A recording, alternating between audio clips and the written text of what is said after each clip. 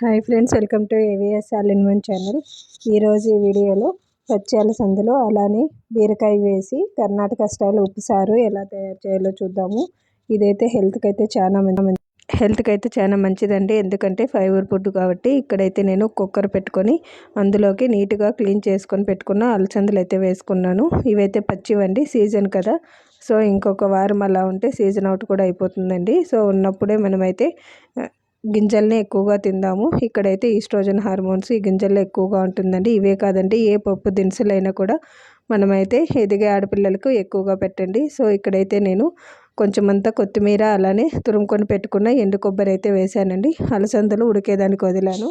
So వేసుకున్న తర్వాత ఒక మిక్సీ జార్లోకి ఇక్కడైతే నేను స్మూత్గా అయితే ఎండు కొబ్బరి అయితే తురుము పెట్టుకున్నాను. అలానే ఒక 1.5 టేబుల్ స్పూన్ అంత జీలకర్ర కూడా వేసుకోండి. అలానే కొంచెమే అంత మిరియాలు, కొంచెం అంత రాక్ సాల్ట్ కూడా వేసుకోండి. ఇక్కడ స్మూత్గా ఉన్న సాల్ట్ వేసుకున్నా కూడా సరిపోతుంది, కాకపోతే నాకు ఎక్కువగా ఇదే అలవాటు. సో అందుకనేసి నేను రాళ్ళ ఉప్పు కూడా వేసుకున్నాను, కొంచెం అంత కరివేపాకు. ఈ చట్నీ అనేది డైజెషన్కి చాలా మంచిదండి. సో ఇక్కడ నేను కొంచెమంతా ఒట్టిమిరపకాయలని తుంచుకొని వేసుకొని వేయించుకుంటున్నానండి. ఇక్కడ నేను 6 to 7 అయితే తీసుకున్నాను, ఎందుకంటే ఈ చట్నీకి కారం ఉంటేనే బాగుంటుంది. ప్లస్ ఒట్టి కొబ్బరి వేస్తాం కాబట్టి మనం ఎన్ని మిరపకాయలు వేసినా కూడా కారం అనిపించదు. కొబ్బరికి తగిన మిరపకాయలు వేసుకోవాలి. ఇక్కడైతే నేను కొంచెమంతా తెల్లగడ్డ అలానే నానబెట్టుకున్న చింతపండు కూడా వేసి మనమైతే మిక్సీ జార్లో మిక్సీ పట్టుకోవాలండి. సో ఇక్కడైతే నేను చింతపండు కూడా వేస్తున్నాను. ఇక్కడ అనేది తెల్లపాయ కూడా ఎక్కువ వేసుకోండి, ఎందుకంటే తెల్లగడ్డ ఒట్టిమిరపకాయలు అలానే ఎండు కొబ్బరి ఈ చట్నీకి ఎక్కువ. సో మనకు సరిపడినంత చింతపండు కూడా వేసుకోవచ్చు, ఆ కారానికి తగిన చింతపండు. సో అంతా ఒక దగ్గరికి తీసుకొని నీట్గా, కొంచెమే కదా చట్నీ, నీట్గా మిక్సీ జార్లో నున్నగా రుబ్బుకోవాలండి. ఈ చట్నీ అనేది డైజెషన్కి చాలా మంచిది, ఎందుకంటే మనమైతే జీలకర్ర వేసాం కాబట్టి ఎక్కువగా ఏం తినబుద్ధి కానప్పుడు కూడా ఇలాంటి చట్నీలు తిన్నామంటే మనకైతే హెల్త్ అనేది కరెక్ట్గా సెట్ అవుతుందండి. జ్వరం వచ్చినప్పుడు, ఫీవర్ మనకైతే ఏం తినబుద్ధి కాదు. సో ఫీవర్లో ఉన్నప్పుడు ఇలాంటి చట్నీలు తిన్నా కూడా మనం నోరు అనేది బాగా అనిపిస్తుంది. సో ఇక్కడైతే నేను ముందుగానే ఉడకబెట్టి పెట్టిన అలసందల్లో బీరకాయ కూడా కట్ చేసి వేసానండి. ఇక్కడ ఈ బీరకాయ అలసందలు రెండు మిక్స్డ్గా ఉడుకుతాయి. సో తినడానికి కూడా చాలా టేస్టీగా ఉంటుందండి. అన్నీ ఫైబర్ ఫుడ్డే అండి, హెల్త్కి అయితే చాలా మంచిది. చూడ్డానికి ఎక్కువసేపు పడుతుందేమో అనుకుంటారు, కానీ ఈజీగా చేసుకోవచ్చండి ఈ వంట. మీరైతే ఒక విజిల్ కూడా వేయించేయచ్చు ఇవన్నీ కలిపి, కానీ ఎక్కువ స్మూత్గా అవుతాయి అనేసి నేను మామూలుగా నార్మల్గానే ఉడకపెట్టానండి.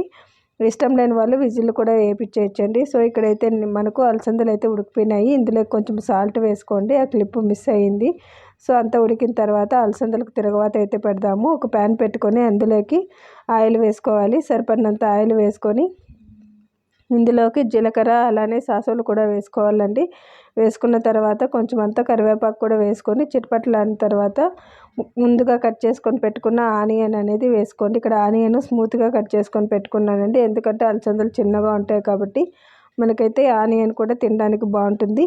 అలానే కట్ చేసుకొని పెట్టుకున్న పచ్చిమిర్చి, ఇక్కడైతే ఒట్టిమిరపకాయ కూడా వేసుకోవచ్చు, మీకు ఏది కావాలంటే అదైతే యాడ్ చేసుకోవచ్చండి. అంతా వేగిన తర్వాత ఇక్కడైతే కొంచెం సేపు మనమైతే ఇవి మిక్స్ చేయాలంటే కొంచెం ఆనియన్ అనేది బాగా ఉడకాలి. ఇక్కడ వాటర్ అంతా రిలీజ్ అయిన తర్వాత ఆనియన్లో మనమైతే అలసందలు అనేవి కలుపుకోవచ్చు. ఇక్కడ నేనైతే ఆల్రెడీ ముందుగా ఉడుక్కొని పెట్టుకున్న అలసందలు అయితే నేనైతే యాడ్ చేస్తున్నానండి. ఇక్కడ అలసందలు అనేవి నీళ్ళు లేకుండా మనమైతే వడపోసుకొని పెట్టుకోవాలి, ఎందుకంటే నేను హోల్లో ఉన్న గరిటెని తీసుకున్నాను కాబట్టి ఆల్రెడీ వాటర్ అనేది ఒడిచిపోతాయి. సో అందుకనేసి నేను తాలింపులు అయితే కలుపుకుంటున్నానండి. ఈ తాలింపు మనము చిన్నపిల్లలకు కూడా తినిపించవచ్చండి. మీరైతే పచ్చిమిర్చి స్కిప్ చేసేసి చిన్నపిల్లలకు కూడా తినిపించామంటే చాలా మంచిది. సో ఇక్కడైతే నేను మిగిలిన రసానికైతే తిరగవాత పెడుతున్నాను. ఇక్కడ కొంచెమంత ఆయిల్ వేసుకొని ఆయిల్లో కొంచెమంత జీలకర్ర అలానే సాసులు కూడా వేసుకోవాలండి. వేసుకొని జస్ట్ ఆనియను అలానే వెల్లుల్లి కరివేపాకు ముందుగానే దంచుకొని పెట్టుకొని అందులోకి వేసుకొని యాడ్ చేసుకోవాలి. యాడ్ చేసుకున్న తర్వాత ఆయిల్లోకి కొంచెం సేపు జస్ట్ ఫ్రై చేస్తే చాలు, ఎక్కువ బ్రౌన్ కలర్ అవసరం లేదండి. తిరగవాత అనేది వేగితే చాలు. సో వేగిన తర్వాత మనమైతే ఈ తిరగవాతను రసంలోకి కలుపుకోవాలండి. రసంలోకి కలుపుకొని జస్ట్ బాయిల్ చేస్తే చాలు. ఈ రసాన్ని 9 months అబో బేబీస్ కూడా పెట్టచ్చండి, అంతే ఫుడ్ తినడం స్టార్ట్ చేసిన పిల్లలకు కూడా పెట్టచ్చు. హెల్త్కి అయితే చాలా మంచిదండి. జస్ట్ ఈ ఉత్త రసం పెట్టినా కూడా చాలు, పిల్లలు అనేది ఇష్టంగా తింటారు. ప్లస్ ఎక్కువ అన్నము అలానే ఎక్కువగా తినచ్చు. రాగి ముద్దలో కలుపుకొని పెట్టచ్చండి. చాలా ఎనర్జీ కూడా, ఎముకల పుష్టి కూడా. సో ఈ రాగి ముద్ద కాంబినేషన్కి అయితే ఈ ఫుడ్ అయితే ఇలానే తినాలి. ఇక్కడైతే ఇలానే తింటారండి. కొంచెం అంత వాటర్ వేసుకొని చట్నీలోకి రాగి ముద్దతో సర్వ్ చేసుకుంటారు.